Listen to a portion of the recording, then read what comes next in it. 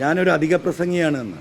ആ അധിക പ്രസംഗം ഇനിയും ഞാൻ തുടരും എന്നതാണ് അവരെ അലട്ടുന്ന പ്രശ്നം എന്നതാണ് ഞാൻ മനസ്സിലാക്കുന്നത്. ആ അധിക പ്രസംഗം ഞാൻ തുടരുക തന്നെ ചെയ്യും, അതിൽ യാതൊരു തർക്കവുമില്ല. അപ്പം ഞാൻ ആരെയും കണ്ടിട്ട് ഇറങ്ങി വന്നവനല്ല.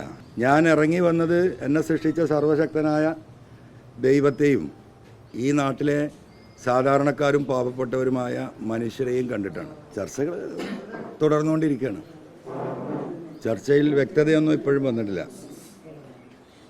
അപ്പോൾ അത് വ്യക്തതയ്ക്ക് വേണ്ടിയിട്ട് കാത്തിരിക്കുകയാണ്.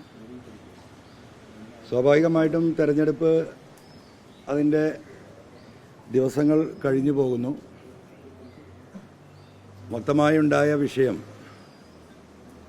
പിണറായി സത്തിനെതിരെ പോരാട്ടം നടത്തി ജനങ്ങളിലേക്ക് ഇറങ്ങി വന്ന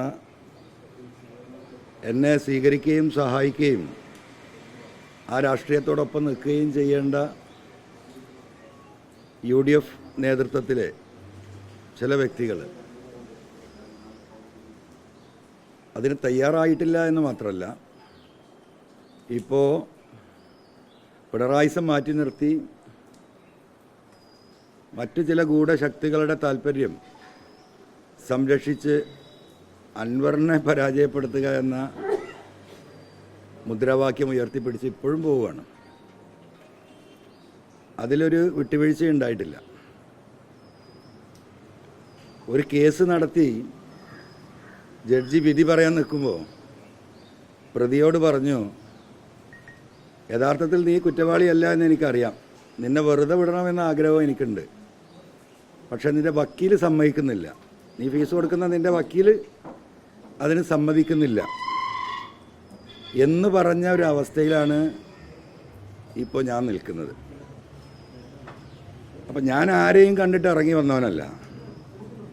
ഞാൻ ഇറങ്ങി വന്നത് എന്നെ സൃഷ്ടിച്ച സർവശക്തനായ ദൈവത്തെയും ഈ നാട്ടിലെ സാധാരണക്കാരും പാവപ്പെട്ടവരുമായ മനുഷ്യരെയും കണ്ടിട്ടാണ്. ആ മനുഷ്യരിൽ തന്നെയാണ് എൻ്റെ പ്രതീക്ഷ. ഭൂരിപക്ഷം കണ്ട് ഭയപ്പെടരുത്, നീ നീതിക്ക് വേണ്ടി നിലകൊള്ളണം എന്നാണ് ഖുർആനായാലും ബൈബിളായാലും മറ്റു മതങ്ങളുടെ അടിസ്ഥാന ഗ്രന്ഥങ്ങളായാലും ഗീതയടക്കം പരിശോധിച്ച് നോക്കിയാൽ നമുക്ക് കാണാനുള്ളതാണ്. അപ്പോൾ ഭൂരിപക്ഷത്തെ കണ്ടിട്ട് ഭയപ്പെട്ട് നാളത്തെ ഒരു ചെറിയ അധികാരത്തിൻ്റെ അപ്പകഷ്ണത്തിന് വേണ്ടി പിണറായിസത്തിനെതിരെ, ഈ ഗവൺമെൻറ്റിനെതിരെ ഞാൻ ഉയർത്തിയ മുദ്രാവാക്യത്തിൽ നിന്ന് ഞാൻ തൽക്കാലം പിന്മാറാൻ ഉദ്ദേശിക്കുന്നില്ല. ശത്രുവിൻ്റെ മുന്നിൽ മിത്രമെന്ന് കരുതിയവരോടൊപ്പം നിന്ന് ആ ശത്രുവിനെ നേരിടാമെന്ന് കരുതിയ എനിക്ക് ആ ശത്രുവിനോടൊപ്പമാണ് ചിലരൊക്കെ ഇപ്പുറത്തും എന്നുള്ള വസ്തുത കേരളത്തിലെ സാധാരണക്കാരായ ജനങ്ങൾ പിന്നീട് മനസ്സിലാക്കിക്കൊള്ളും. അപ്പോൾ അവരാകെ ഭയപ്പെടുന്നത് ഞാനൊരു അധിക പ്രസംഗിയാണ് എന്നാണ്.